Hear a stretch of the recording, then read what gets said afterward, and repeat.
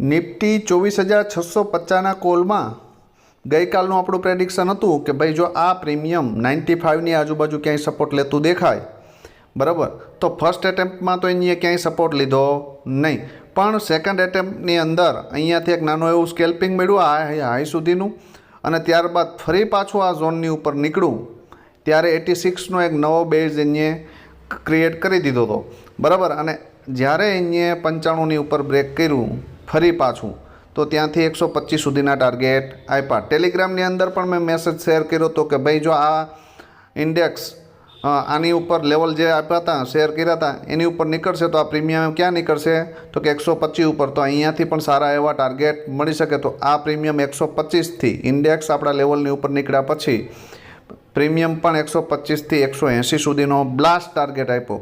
તો આવા blast target મેળવવા માટે અમારી ફ્રી ટેલિગ્રામ ચેનલમાં જોડાઈ જવું.